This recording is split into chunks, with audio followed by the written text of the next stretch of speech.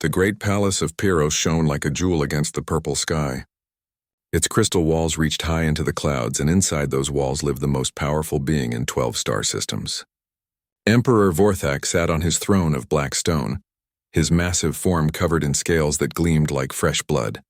Smoke drifted from his nostrils as he watched his youngest son stand before him. Prince Kale kept his head down. His bronze scales looked dull next to his father's bright red ones. Where the Emperor's claws could cut through steel, Kale's were small and weak. Where his father could breathe fire hot enough to melt rock, Kale could barely make sparks. "You have failed me again," the Emperor said. His voice rumbled like thunder through the great hall. "Your brothers can move mountains with their minds. Your sisters can fly between stars using only their wings. What can you do?" Kyle tried to speak, but only a tiny flame came from his mouth. It flickered and died before it reached the ground. Several court members laughed. The sound echoed off the crystal walls like broken glass. "Nothing," the Emperor continued. "You bring shame to our family name. You are weak where we are strong. You are small where we are mighty. You are worthless." The words hit Kale harder than any physical blow could. He had heard them many times before, but they still hurt. His older brother Vex stood nearby, smiling with satisfaction. Vex had everything Kale lacked. His scales were perfect crimson. His fire could burn through solid metal. His telekinetic powers could lift entire ships. "I have made my decision," Emperor Vorthak declared. "You will go to Korath 7. You will oversee the mining operations there. Perhaps working with the lesser beings will teach you your place in this universe." Kale nodded quickly. He knew better than to argue. Korath 7 was a punishment posting. It was a cold, ugly moon where humans worked in the mines. No respectable dragon wanted to go there, but for Kale, it felt like escape. 3 days later, Kale's transport ship landed on Korath 7. The moon was everything the reports had said it would be. Gray dust covered everything. The air tasted of metal and chemicals. Massive mining machines rumbled in the distance, pulling precious minerals from deep underground. The human workers lived in simple metal buildings near the mining complex. Kale had never paid much attention to humans before. They were small and fragile creatures without scales or natural weapons. The Draconian Empire had conquered their homeworld years ago, and now many humans worked throughout the Empire to pay off war debts. Jiwan Park was 28 years old and tired, in a way that went deeper than just physical exhaustion. He had been on Korath 7 for 2 years now, working 12-hour shifts in the mineral extraction facility. Back on Earth, he had been a mechanical engineer in Seoul. He had a good job and a small apartment that he shared with his younger sister. Then his mother got sick. The treatments were expensive, more than his family could afford. When the Terran labor program offered contracts that would pay off medical debts, Jiwan volunteered. 5 years of work in exchange for clearing his family's obligations. It seemed like a fair trade at the time. Now covered in mineral dust and nursing a sore back from crawling through maintenance tunnels, Jiwan wondered if he had made the right choice. But every month, credits went back to Earth to help his family. That made the hard work worth it. Jiwan was good at his job. He understood machines in a way that came naturally to him. When something broke, he could usually figure out how to fix it. When operations ran inefficiently, he found ways to make them better. The other human workers respected him for this. Even some of the Draconian overseers had begun to notice his skills, though they rarely acknowledged it directly. The accident happened on Kale's 3rd day on the moon. A support beam in Tunnel Section 7 gave way without warning. The quantum ore deposits in that area created unpredictable energy fields that interfered with normal construction materials. 17 human workers were trapped behind tons of collapsed rock and metal. The emergency alarms echoed through the facility. Draconian rescue teams assembled quickly, but their energy-based cutting tools would not work near the quantum ore. Every time they tried to use their plasma cutters or telekinetic abilities, the unstable ore fields created dangerous feedback loops. "The situation is hopeless," declared Commander Thex, the senior Draconian officer. "The quantum interference makes rescue impossible. We must seal the tunnel and mark it as a loss." Kale stood at the edge of the collapsed area, staring at the rubble. He could hear faint sounds from behind the debris. The trapped humans were still alive, but their air supply would not last long. In a few hours, they would suffocate. "There has to be another way," Kale said quietly. Commander Thex looked at him with barely hidden contempt. "Your father sent you here to learn your limitations, young prince. This is one of them. Accept it, but Kale could not accept it. 17 beings were going to die and everyone was giving up on them. It reminded him too much of how others had given up on him. He walked closer to the collapsed tunnel entrance, trying to think of alternatives. That was when Jiwon approached him. The human engineer had been watching the rescue attempts with growing frustration. He saw problems that had solutions, but no one was asking for his opinion. Humans were just workers here. Their ideas did not matter to the draconian leadership. But this young dragon seemed different. While the others prepared to abandon the rescue, he stayed at the tunnel entrance. Jiwon could see genuine concern in the dragon's golden eyes. Perhaps this one might listen. "Excuse me, Your Highness," Jiwon said carefully. He had never spoken directly to a member of the imperial family before. Kale turned, surprised. Few humans had ever addressed him at all. "What is it?" "I think there might be a way to reach them," Jiwon continued. "But it would require a different approach than what your people normally use." Commander Thex heard this and laughed harshly. "A human thinks he can solve what draconian engineers cannot?" Ridiculous, but Kale held up a claw for silence. Something in the human's voice suggested he was serious, not just desperate. "Explain your idea." Jiwon pulled out a small electronic tablet and showed Kale a rough diagram he had drawn. The quantum ore interferes with high-energy processes, but it does not affect simple thermal conduction. If we could create a precise heat source and apply it in exactly the right pattern, we could cut through the debris without triggering the ore fields. "Our plasma cutters generate too much heat too quickly," Kale said, understanding immediately. "They create the interference." "Exactly," Jiwon replied. "But your flame abilities are different. More controlled. More precise. If we could focus that heat through specially designed metal rods, we might be able to create a thermal lance system that could work in this environment." Commander Thex snorted with disgust. "Primitive human technology. Even if such a ridiculous plan could work, it would take days to implement. The trapped workers will be dead long before then." Kyle looked at the collapsed tunnel, then at Jiwon, then back at the tunnel. The human was right about one thing. His flame control was more precise than his siblings' raw power. It was one of the few things about his abilities that he had never been ashamed of. "How long would you need to prepare this thermal lance?" Kale asked. 6 hours, Jiwon replied immediately. "Maybe less if I can get help from the other engineers. The trapped workers have maybe 8 hours of air left," Kale calculated aloud. "It would be close." Commander Thex stepped between them. "I forbid this foolishness. You are here to observe and learn, not to waste resources on impossible schemes." For the first time in his life, Kale felt something stronger than his usual obedience. These humans were going to die, and he had a chance to save them. His father had called him worthless, but maybe here he could prove otherwise. "I am still a prince of the imperial family," Kyle said quietly, "and I am ordering this rescue attempt to proceed." Commander Thex looked shocked. He had expected the weak young prince to back down immediately. But something in Kale's voice had changed. For the first time, he sounded like he meant what he said. "Very well," Commander Thex replied coldly, "but when this fails, the responsibility will be yours alone." Jiwon felt a flutter of hope mixed with terror. He had just convinced alien royalty to try an untested rescue plan. If it failed, people would die and the blame would fall on both of them. But if it worked, 17 people would go home to their families. "We should get started," Jiwon said. "We have a lot of work to do and not much time to do it." As they walked toward the facility's workshop area, neither Kyle nor Jiwon realized that this moment would change both of their lives forever. The discarded prince and the indentured engineer were about to discover something that would reshape an empire. The workshop area buzzed with sudden activity as Jiwon gathered materials for their rescue attempt. Other human workers stopped their regular duties to help, understanding that 17 lives hung in the balance. Word spread quickly through the facility that the new Dragon Prince was actually trying to save the trapped miners, instead of writing them off as acceptable losses. Yoonji Kim, a biochemist from Busan who worked in the water purification systems, was the first to volunteer her help. She had steady hands and understood molecular structures in ways that could help with the metalwork they needed. Mino Lee, a software analyst from Daegu who maintained the facility computers, offered to run calculations on heat distribution patterns. "What exactly are we building?" Yoonji asked as she examined the metal scraps Jiwon had collected. "A thermal lance," Jiwon explained while sketching designs on his tablet. We need to create metal rods that can conduct heat efficiently without melting under intense temperatures. The prince will heat one end with his flame control and the other end will cut through the debris like a hot knife through butter. Minho looked up from his computer terminal.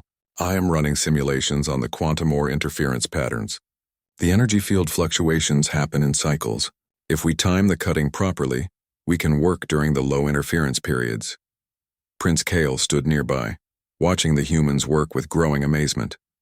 In the Imperial Palace, every task required multiple meetings, formal approvals, and rigid adherence to established procedures.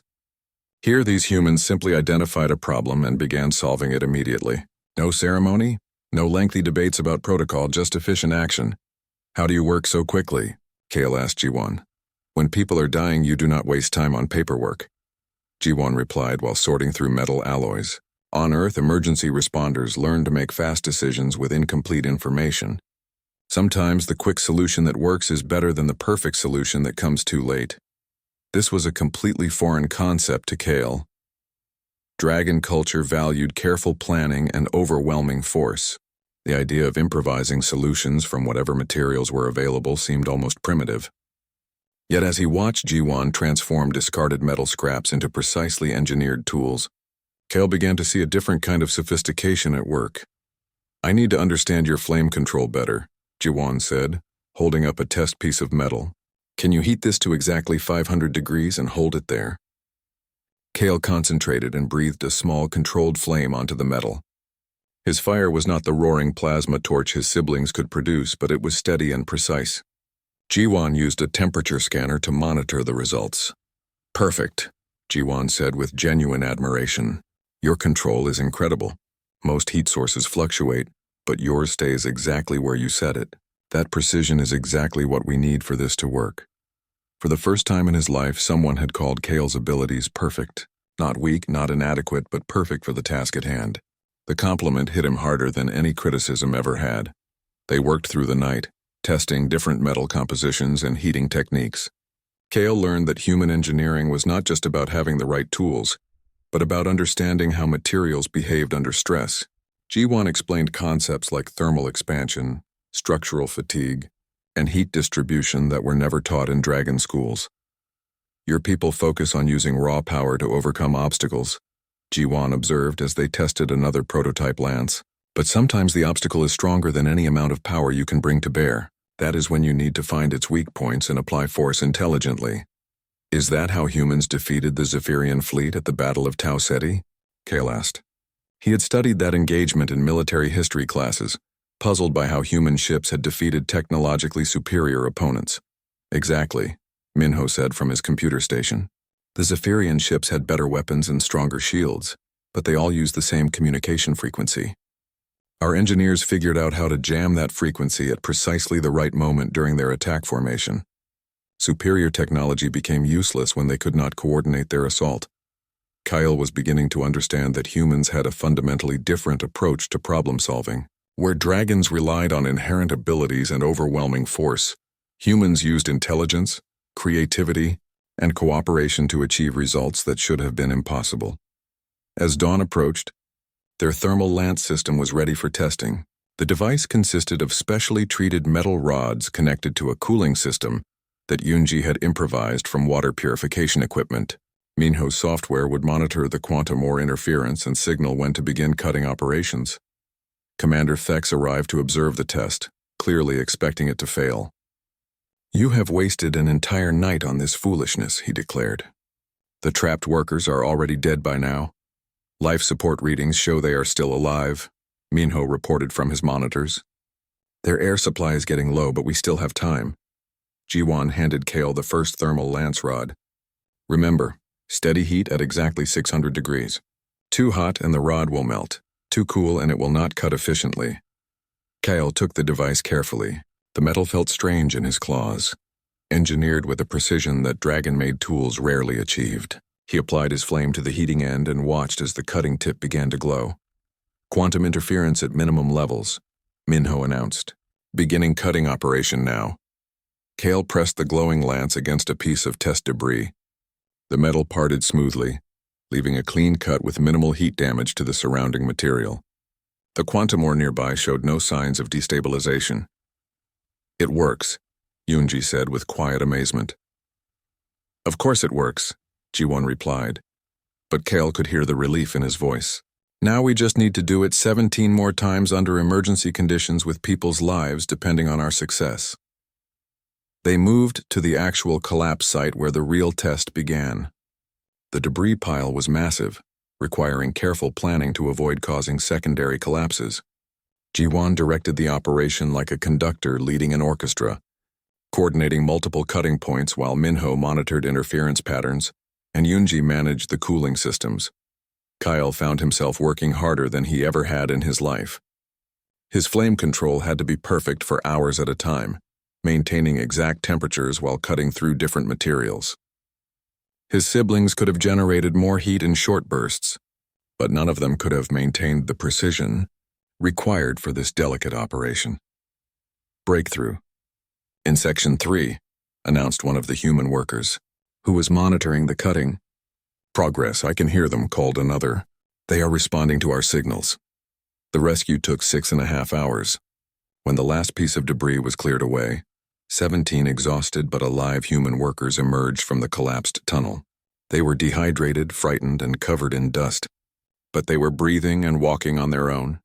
Commander Thex watched the reunion between the rescued workers and their colleagues with visible confusion.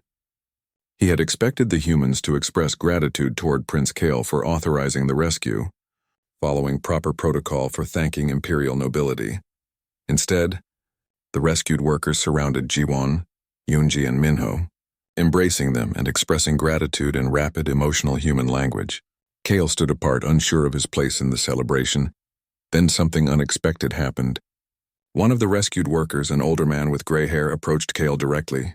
"Thank you," the man said simply. "I have a daughter back on Earth. Because of what you did, I will see her again." Other rescued workers came forward, each offering personal thanks.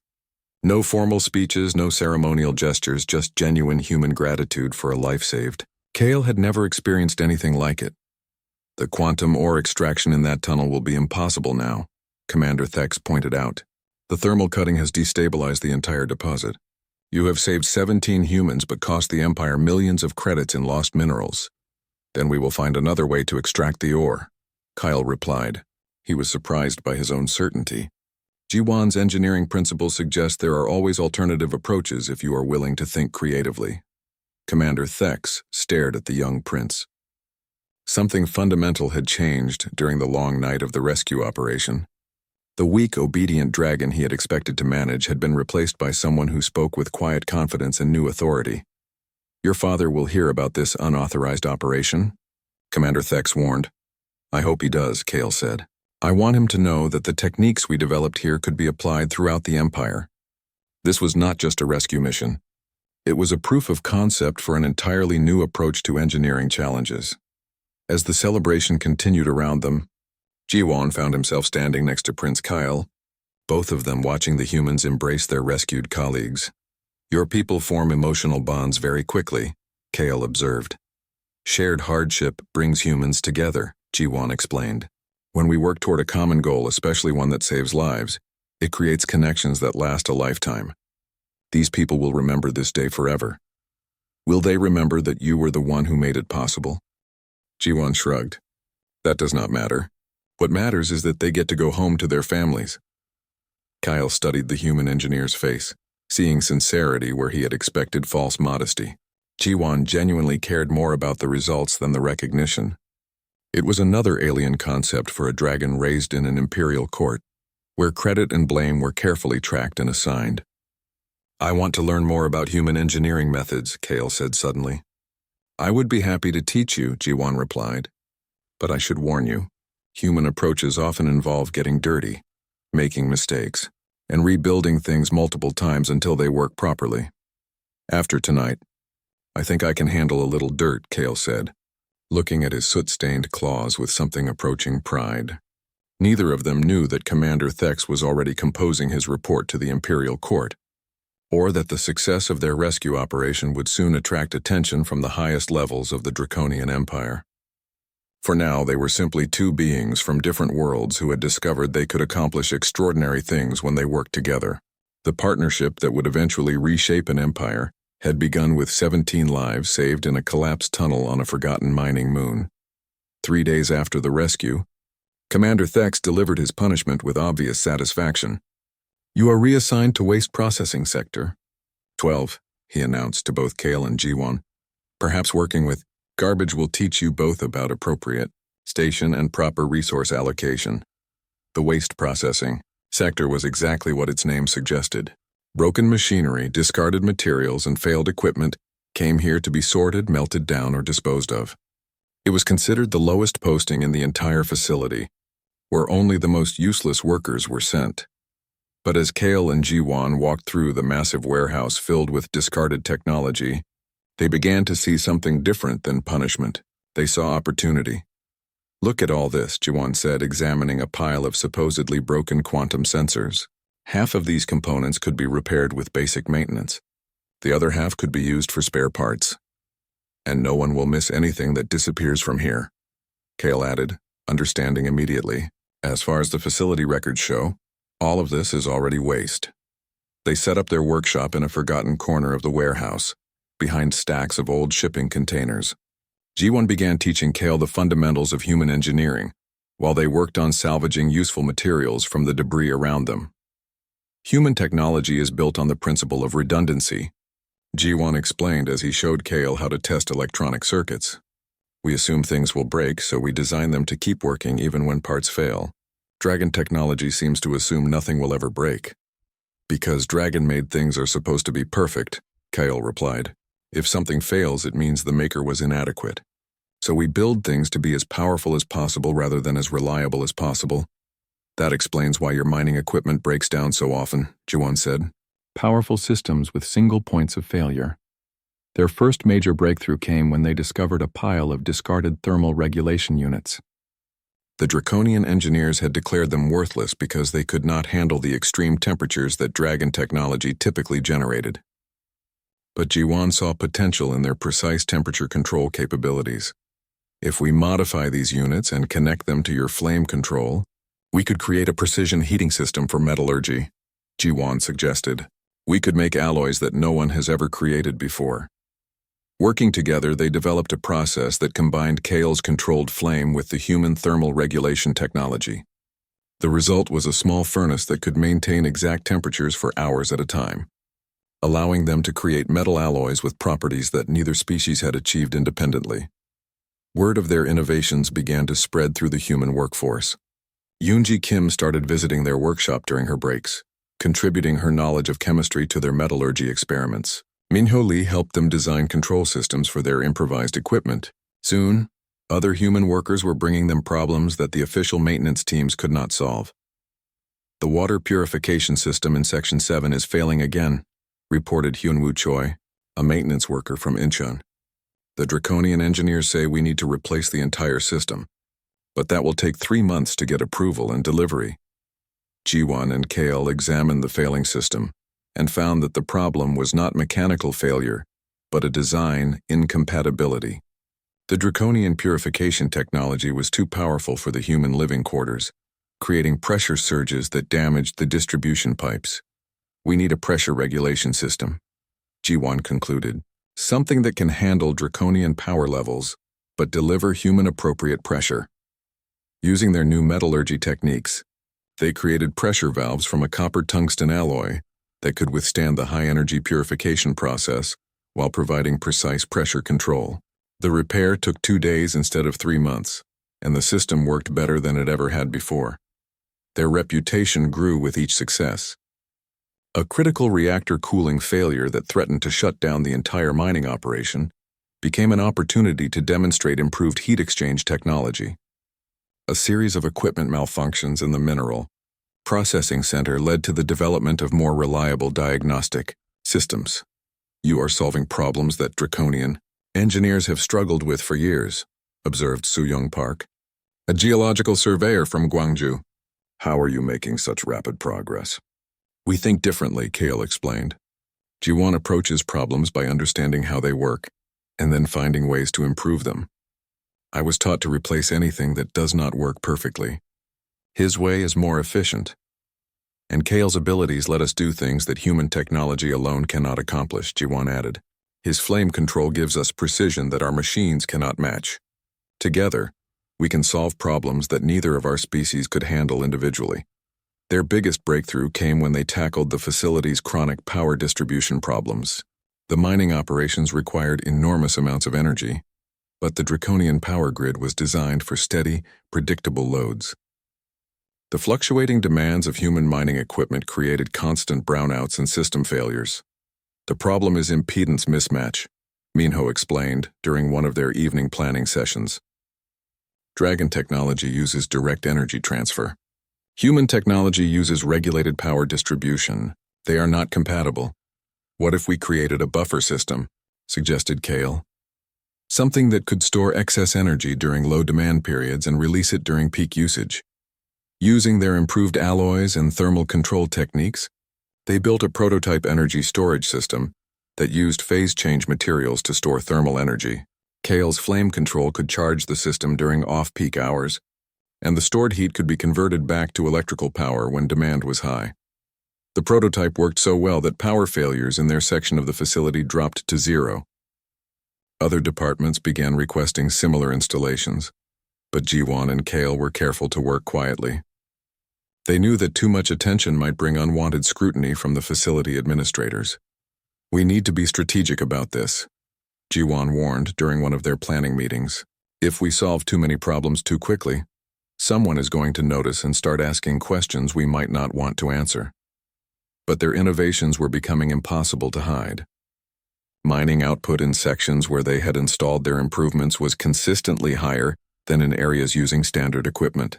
Equipment downtime had dropped dramatically wherever their maintenance techniques were being used. Even the most oblivious administrators were starting to notice the patterns. The turning point came when a major equipment failure threatened to shut down the entire quantum ore extraction operation. The primary mineral processor, a massive draconian machine worth millions of credits, suffered a catastrophic thermal regulation failure. The official repair estimate was 6 weeks, which would cost the facility more money than most planets produced in a year. The thermal regulation crystals have cracked, reported the chief draconian engineer. We need to order replacements from the Imperial foundries on Pyros. There is no alternative. But Jiwan and Kale had been studying the failed crystals and they had a different idea. Using their new metallurgy techniques, they believed they could create replacement components that would actually work better than the originals. The crystals failed because they could not handle thermal stress cycles, Jiwan explained to the desperate facility manager. Our alloys are designed specifically for thermal cycling. We could have replacement components ready in 3 days instead of 6 weeks. The facility manager, faced with the choice between certain financial disaster and trusting the waste processing team, reluctantly agreed to let them try. Working around the clock, Jiwan, Kale, and their growing team of human collaborators created replacement thermal regulation components using their hybrid technology. The new parts not only repaired the failed processor, but improved its efficiency by 15%. When the machine came back online ahead of schedule and performed better than ever, it became impossible to ignore what was happening in Waste Processing Sector 12. The success was too big, too important, and too profitable for the facility administration to suppress. Tomorrow we are going to have visitors, Minho warned as he monitored the facility communication systems. Command has sent messages to multiple departments requesting technical reports on recent efficiency improvements. Let them come, Kyle said with new confidence. We have nothing to hide. We are solving problems and improving operations. Even Commander Thex cannot argue with results like these. Jiwan was less certain. In my experience, when something seems too good to be true, powerful people start looking for ways to control it or eliminate it. We need to be prepared for anything. As they worked late into the night, preparing documentation for their innovations, none of them realized that their growing reputation had already attracted attention from far beyond Korath 7. Messages were traveling through quantum communication networks toward the Imperial capital, carrying reports of impossible improvements and unexplained successes. The small workshop alliance that had begun with discarded materials and rejected technology was about to face its greatest test. Tomorrow would bring questions from officials who had the power to elevate them to new heights or destroy everything they had built. But tonight, they were simply a group of engineers who had discovered that the best solutions often came from combining different approaches and treating supposed weaknesses as hidden strengths. In a forgotten corner of a waste processing facility, they had proven that innovation could thrive anywhere if people were willing to work together and think creatively. The alliance that would eventually challenge an empire had grown from two individuals to a team of dedicated problem solvers who refused to accept that difficult meant impossible. Crown. Prince Vex arrived on Korath 7 in a ship that gleamed like a star against the gray sky of the mining moon. His crimson scales were polished to perfection, and his retinue of Imperial guards moved with the deadly grace that marked the Empire's elite forces. Facility administrators scrambled to prepare for an inspection that no one had expected. "Why is my brother here?" Kyle asked Jiwon as they watched the Imperial transport settle onto the landing platform. "Your facility reports show productivity increases that should be impossible," Jiwon replied, reading from his tablet. "Mining output up 30%, equipment downtime reduced by 60%, operational costs down 25%. Numbers like these attract attention." Prince Vex strode through the facility corridors with the confidence of someone who had never doubted his own superiority. His inspection tour was thorough and methodical, examining every department and questioning every improvement. The facility administrators tried to take credit for the enhanced operations, but Vex was too experienced to accept their vague explanations. "Show me the actual source of these improvements," Vex commanded. "I want to see the technology and meet the engineers responsible." Commander Thex found himself in an impossible position.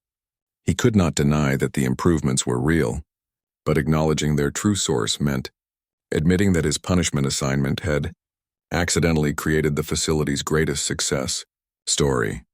"The innovations have come from various sources," Thex said carefully. "Multiple departments have contributed to our enhanced performance." "That is not an answer," Vex replied coldly. "I have reviewed the efficiency reports. These improvements are too coordinated to be random. Someone is directing this development program. I want to meet them." Reluctantly, Commander Thex led the Crown Prince to Waste Processing Sector 12. He expected to find his worthless younger brother playing with broken machines while humans did the real work. Instead, he discovered something that challenged everything he thought he knew about engineering and innovation. The workshop had grown far beyond its humble beginnings. Sophisticated equipment filled the space, much of it unlike anything Vex had seen before. Human workers moved efficiently between workstations, operating machinery that seemed to blend draconian power systems with human precision controls. At the center of it all, Prince Kale worked alongside Jiwon on what appeared to be a complex metallurgical analysis. "What is this place?" Vex asked, genuinely surprised. "Our Research and Development Center," Kale replied without looking up from his work. "We have been developing new approaches to industrial engineering problems."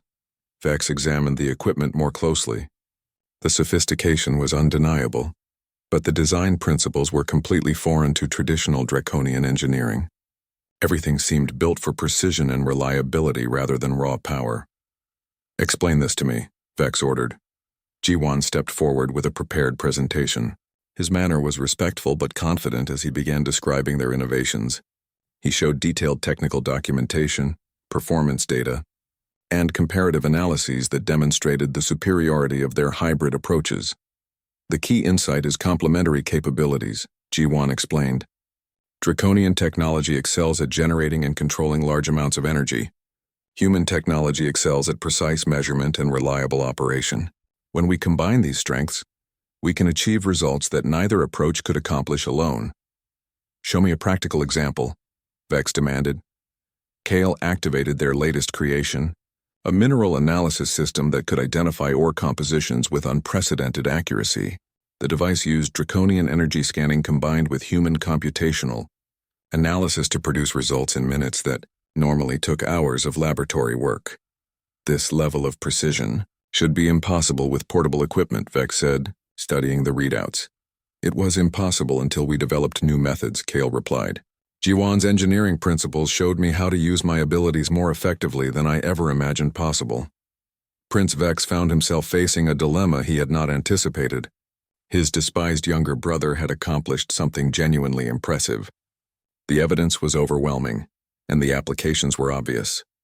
These innovations could benefit the entire empire if implemented properly. But acknowledging Kyle's success meant admitting that the family's rejected prince had succeeded where traditional draconian engineering had failed. It meant accepting that humans, supposedly inferior beings, had contributed essential knowledge to imperial technology. Who else knows about this work? Vex asked. The human workers in this facility have been collaborating with us, Kale replied. But we have been careful to keep our methods confidential. We knew that premature disclosure might create problems. Vex understood immediately. If word of these successes reached the imperial court without proper preparation, the political implications could be explosive. Hardline factions would denounce any suggestion that humans could contribute to imperial technology. Progressive factions would use the innovations to argue for policy changes that threatened established power structures. I need a complete technical briefing, Vex announced. I want to understand every aspect of your work before I report to our father. For the next 3 days, Jiwan and his team provided comprehensive demonstrations of their innovations. They showed the Crown Prince their metallurgy techniques, their precision control systems, their improved energy storage methods, and their revolutionary diagnostic technologies. Vex was impressed despite himself.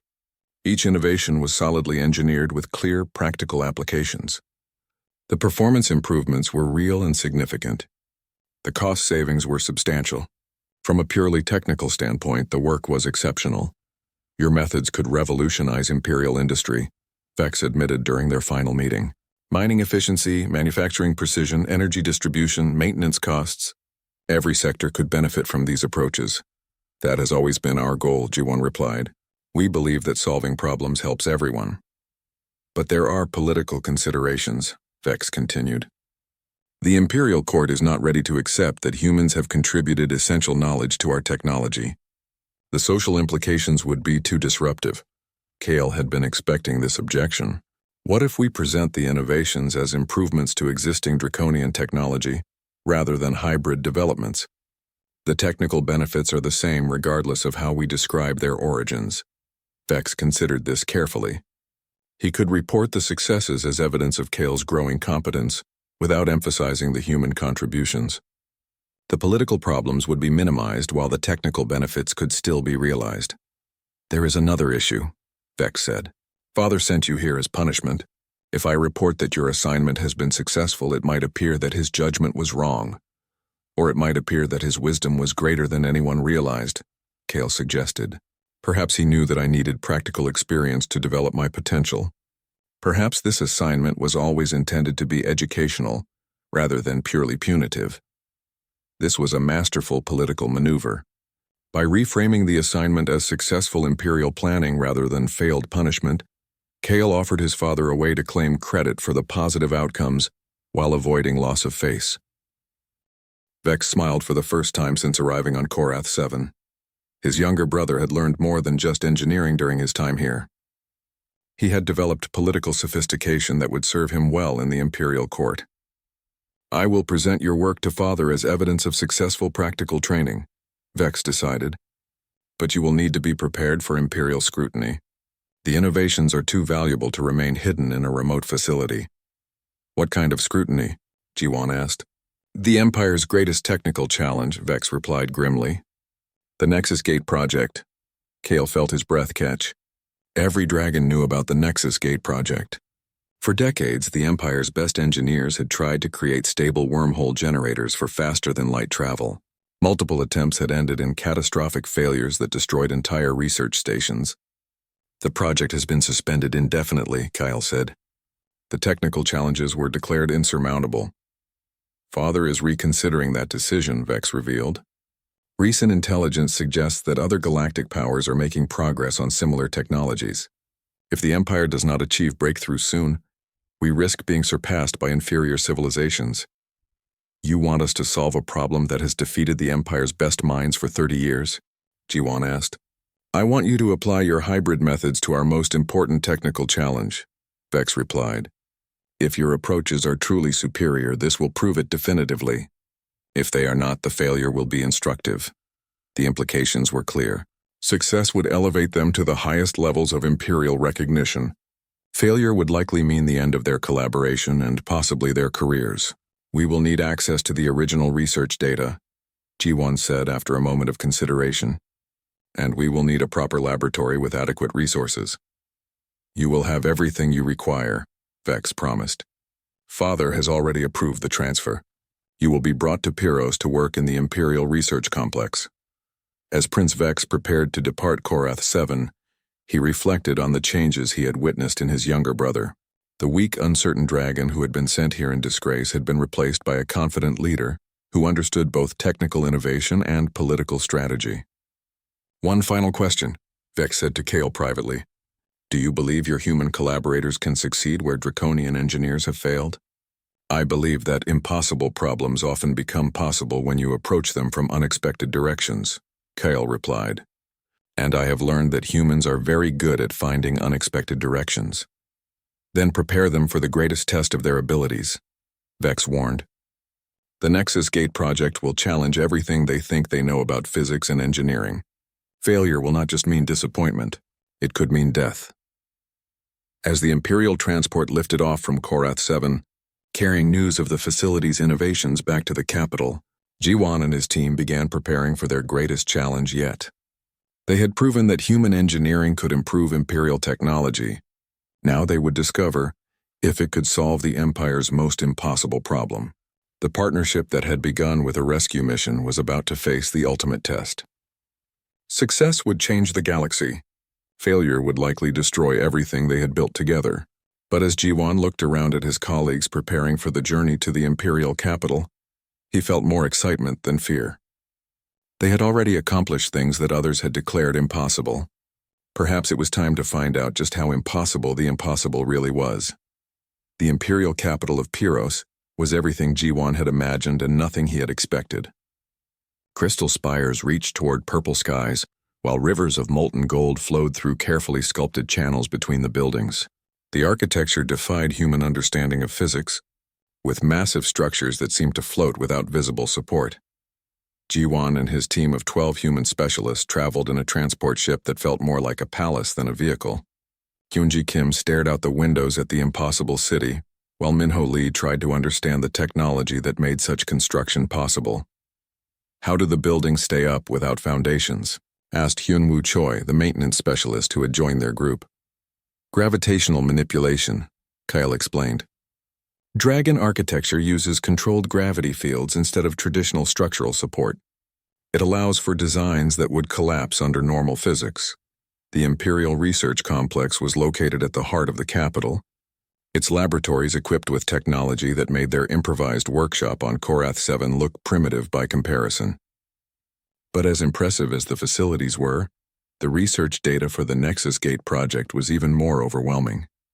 30 years of failed attempts, Soo-young Park, their geological specialist, said as she reviewed the historical records. Every approach has ended in spatial distortion catastrophes. Look at the pattern of failures, G1 observed, studying the technical reports. They all tried to force stability through increased power. More energy, stronger containment fields, heavier shielding. But the failures got worse as the power levels increased. Emperor Vorthak's summons came on their third day in the capital. The throne room was even more magnificent than G1 had imagined, with walls of living crystal that shifted color with the Emperor's moods. The massive dragon ruler seemed to fill the entire space with his presence. So these are the humans who think they can solve what our greatest minds cannot, the Emperor said, his voice rumbling like distant thunder. Your Majesty, G1 replied carefully, we do not claim superiority over draconian engineering. We simply offer different perspectives that might reveal new approaches. Different perspectives, the Emperor repeated thoughtfully. Show me these different perspectives. Prince Vex had prepared them for this moment. G1 activated a holographic display that showed their analysis of the Nexus Gate failures. The presentation was carefully structured to demonstrate their understanding of the technical challenges without criticizing previous efforts. The fundamental problem appears to be resonance cascade failure, G1 explained. Each attempt to stabilize the wormhole creates feedback loops that amplify instabilities rather than dampening them. The more power applied, the more violent the eventual collapse. And you believe you can solve this? Emperor Vorthak asked. We believe the solution requires precision rather than power, Kale interjected. Our work on Korath 7 has shown that careful control often achieves better results than overwhelming force. The Emperor studied his youngest son with new interest. This was not the uncertain, weak dragon who had been sent away in disgrace. Kale spoke with confidence and technical authority that reminded Vorthak of his own younger days. Very well, the Emperor decided. You will have access to the Nexus Gate research facility and unlimited resources. But understand this clearly. If you fail, the consequences will be severe.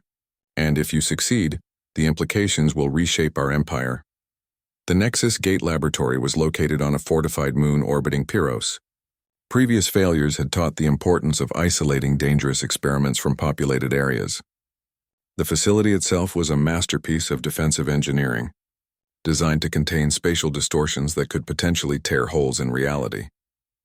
The previous research teams focused on brute force containment, Mignot observed as they reviewed the laboratory equipment.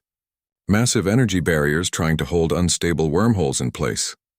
It is like trying to hold water with your bare hands, Yunji added. The harder you squeeze, the more it slips through your fingers. Jiwan began developing a new theoretical framework based on their experiences with precision control and harmonic resonance. Instead of fighting the instabilities, they would try to guide them into stable patterns. What if we approach this like tuning a musical instrument? Jiwan suggested during one of their planning sessions. Instead of forcing the wormhole to be stable, we find its natural resonance frequency and help it maintain that state. Wormholes do not have natural resonance frequencies, protested Dr. Zethus, the draconian physicist assigned to monitor their work. They are chaotic by definition. But chaos often contains hidden patterns, Kale replied. Jiwan's methods have taught me that apparent randomness can have underlying mathematical structures that can be identified and influenced. Their first breakthrough came when they discovered that failed wormhole attempts left residual spatial distortions that could be measured and analyzed. By studying these remnants, they could identify the frequency patterns that led to cascade failures. Look at this data, Su-Young said excitedly, pointing to her analysis screens. The distortion patterns are not random. They follow predictable mathematical progressions, like geological fracture patterns, which means they can be predicted and potentially controlled, Minho added, running calculations on the frequency distributions.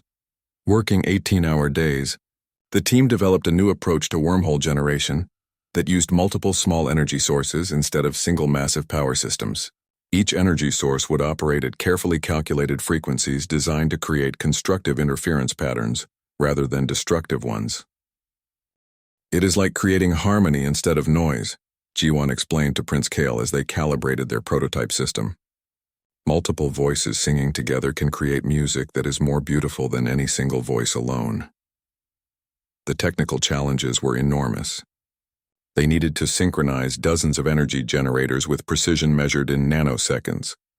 Kale's flame control abilities proved essential for the delicate calibration work, providing temperature regulation that was far more precise than any mechanical system.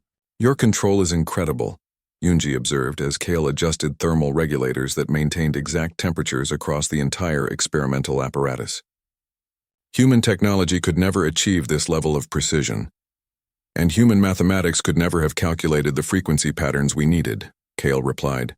Neither of our species could have solved this problem alone. Dr. Zethus watched their progress with growing amazement and concern. The human approaches violated everything he had been taught about proper engineering methodology, yet the results were undeniably superior to previous attempts. You are treating the wormhole like a living system instead of a mechanical device, he observed. Because it behaves more like a living system than a machine, Jiwan replied. It responds to gentle guidance better than force. It maintains stability through dynamic equilibrium rather than rigid containment. Their first test generated a stable micro-wormhole that lasted for 17 seconds before collapsing. Previous attempts had never achieved stability for more than 3 seconds.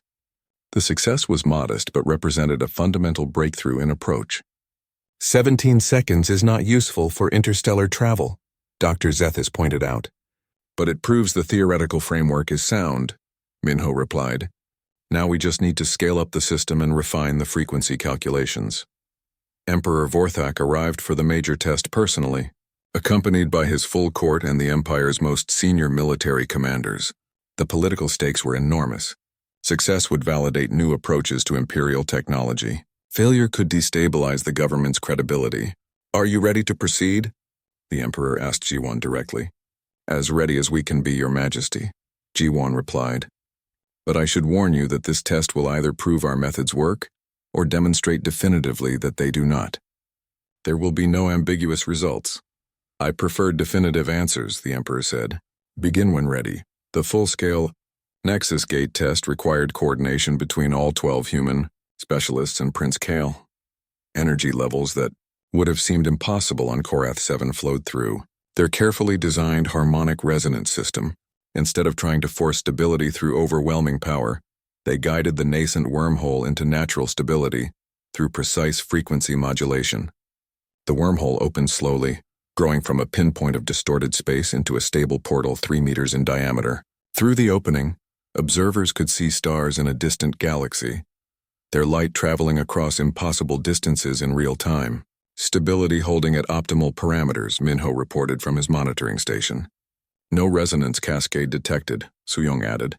All frequency generators maintaining synchronization. Energy consumption at 60% of projected maximum, Yunji announced. "We have substantial power reserves available." The wormhole remained stable for 47 minutes before they voluntarily shut it down. The test was a complete success, representing the first stable interstellar gateway in galactic history.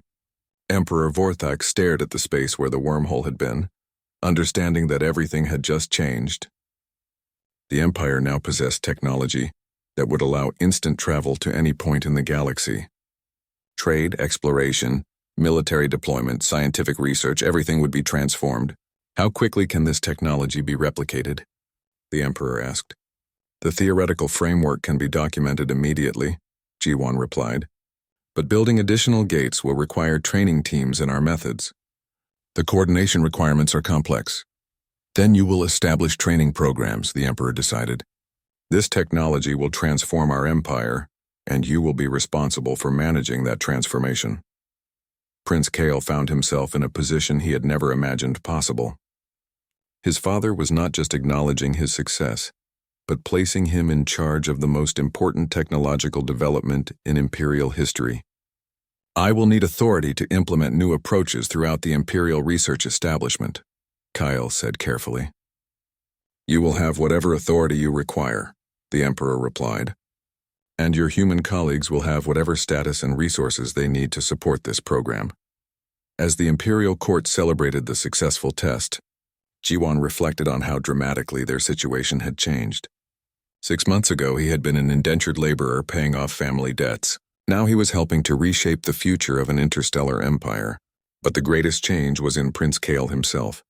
The uncertain dragon who had been dismissed as worthless had become a confident leader who understood that true strength came from enabling others to contribute their best abilities. The partnership that had begun with a rescue mission had evolved into something that would influence the development of an entire civilization. The test was complete, but their real work was just beginning. They had proven that impossible problems could be solved through collaboration and innovative thinking. Now they had to help an empire learn those same lessons. 6 months after the successful Nexus Gate test, the Draconian Empire was transforming in ways that no one had anticipated. The first permanent wormhole gateway connected Pyros to the Andromeda Galaxy, opening possibilities for expansion that dwarfed anything in Imperial history.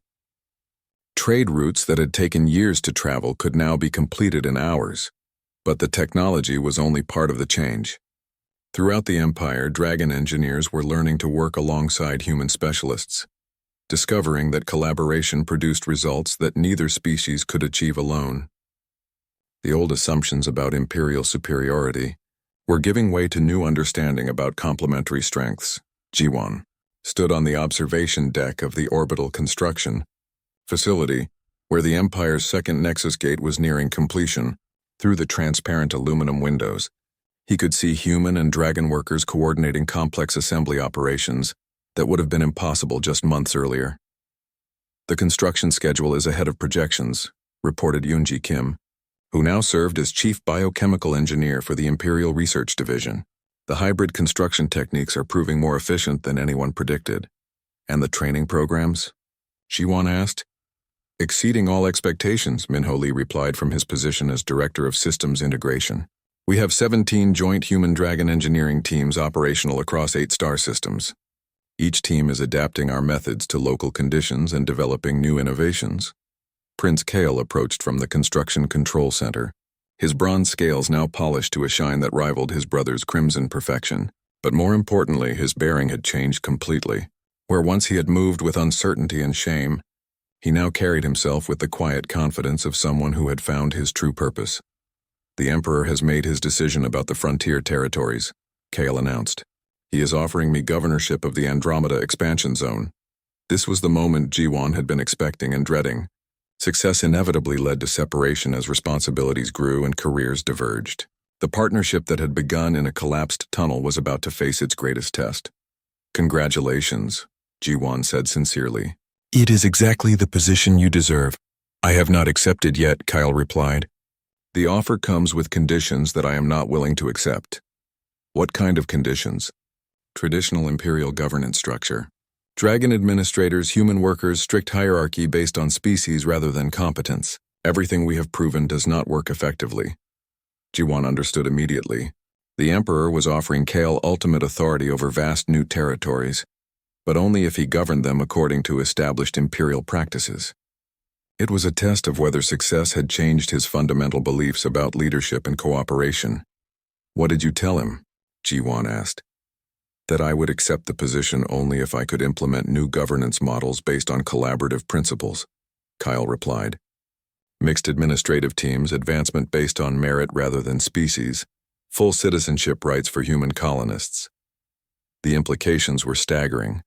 Kale was essentially demanding the right to establish a new type of society within the Empire, one that challenged thousands of years of dragon supremacy doctrine. And his response? He gave me 1 week to present a detailed proposal. If I can demonstrate that collaborative governance produces better results than traditional methods, he will approve the new approach. This was the ultimate test of everything they had learned together. Technical innovation was one thing, but social transformation was far more complex and dangerous. Failure would not just end their collaboration but could destabilize the political foundations of the Empire itself. I have been collecting that data for months, Kyle replied.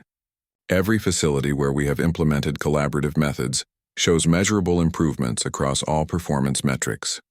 The evidence is overwhelming. But evidence alone will not be enough, Jiwon warned. Your father is a politician as much as an emperor. He needs to see how this change benefits the Empire without threatening his authority.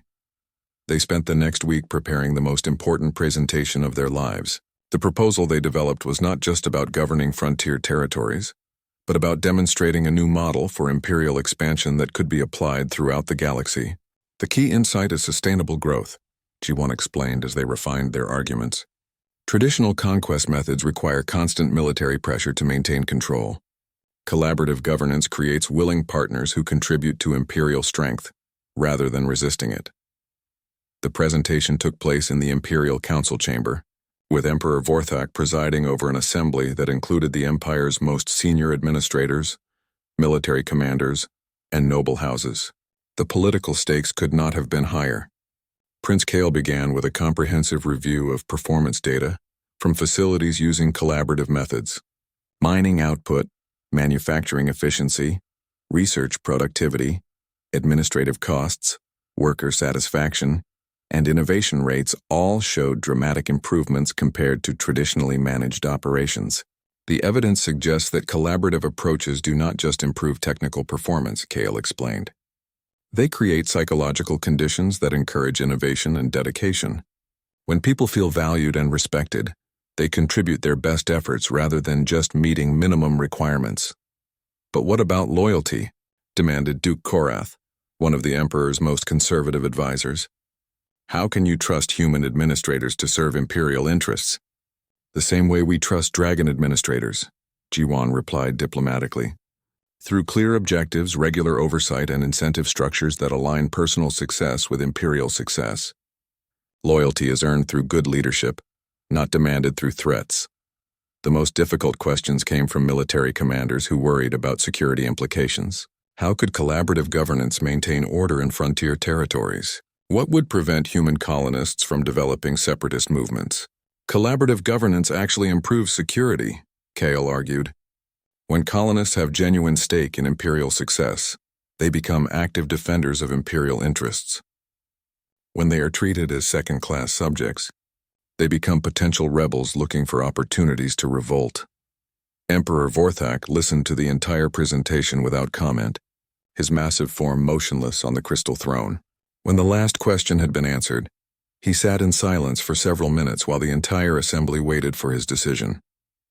"Your proposal is logically sound," the Emperor finally said, "but it challenges fundamental assumptions about imperial governance that have served us for millennia. Are you certain that these new methods will produce the results you promise?" "Nothing is certain, Your Majesty," Kale replied honestly. "But the evidence strongly suggests that collaborative approaches will produce better results than traditional methods. And if we do not adapt our governance models, we risk being surpassed by more flexible civilizations." "Very well," Emperor Vorthak decided. "You will have authority to implement collaborative governance in the Andromeda territories. But understand this clearly. Success will validate your methods and potentially transform our empire. Failure will end your career and discredit everything you have accomplished." As the Imperial Council dispersed, Jiwan felt a mixture of excitement and terror. They had been given the opportunity to prove their beliefs on the largest possible scale, but the consequences of failure would be devastating. "Are you ready for this responsibility?" Jiwan asked Kale as they prepared to leave the capital. "I am ready to try," Kale replied, "but I cannot do it alone. Will you come with me as Chief Administrative Engineer?" The offer represented everything Jiwan had never dared to dream. Full citizenship in the Empire, authority over vast technological projects, the opportunity to shape the development of entire worlds. But it also meant leaving behind the safe, familiar role of technical specialist for the uncertain world of imperial politics. "Yes," Jiwan said without hesitation. "Let us go build something that has never existed before." The launch ceremony for the first colonial expedition to Andromeda was the grandest event in imperial history. 50 ships carrying 10,000 colonists, including 3,000 humans who would serve as full citizens rather than indentured workers. The expedition represented a new model for imperial expansion based on cooperation rather than conquest. The flagship Harmony's Edge was itself a symbol of the new approach.